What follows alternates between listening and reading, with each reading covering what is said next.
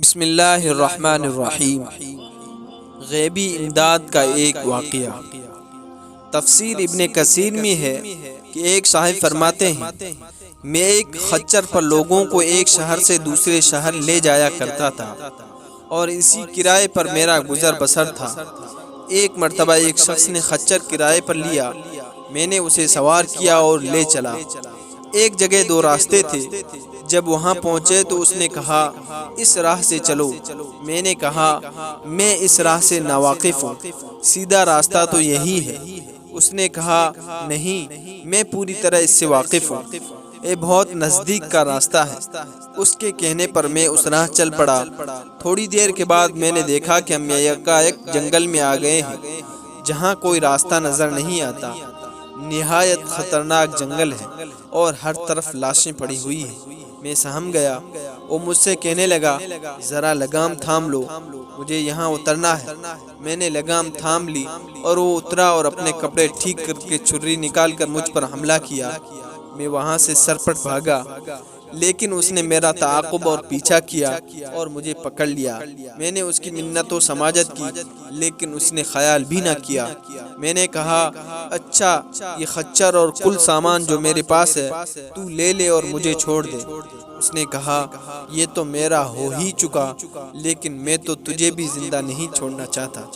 میں نے اسے اللہ کا خوف دلایا، آخرت کے عذابوں کا ذکر کیا، لیکن اس چیز نے بھی اس پر کوئی اثر نہ کیا اور وہ میرے قتل پر تلا رہا۔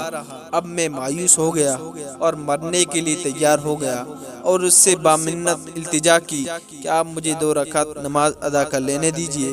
اس نے کہا اچھا، جلدی پڑھ لے۔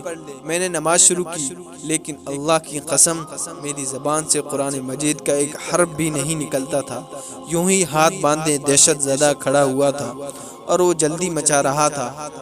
اس وقت اتفاق سے یہ آیت میری زبان پر آ گئی، جس کا ترجمہ یہ ہے کہ اللہ ہی ہے جو بے قرار کی بے قراری کے وقت دعا کو سنتا ہے اور قبول فرماتا ہے اور بے بسی، بے کسی اور مصیبت کو دور کر دیتا ہے۔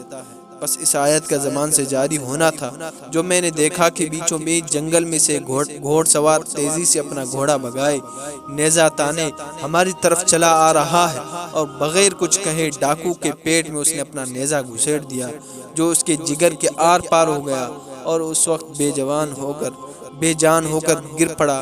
سوار نے باغ موڑی اور جانا چاہا، لیکن میں اس کے قدموں سے لپٹ گیا اور کہنے لگا اللہ کے لیے یہ تو بتلاؤ کہ تم ہو کون؟ اس نے کہا میں اس کا بھیجا ہوا ہوں جو مجبوروں، بے قصوں اور بے بسوں کی دعا قبول فرماتا ہے اور مصیبت و آفت کو ٹال دیتا ہے۔ میں نے اللہ کا شکر ادا کیا اور وہاں سے اپنا خچر اور مال لے کر صحیح سالم واپس لوٹا۔ اسی کو پکارنا حق ہے، اس کے سوا نہ کوئی پکار سن سکتا ہے اور نہ ہی مصیبتوں اور پریشانیوں کو دور کر سکتا ہے۔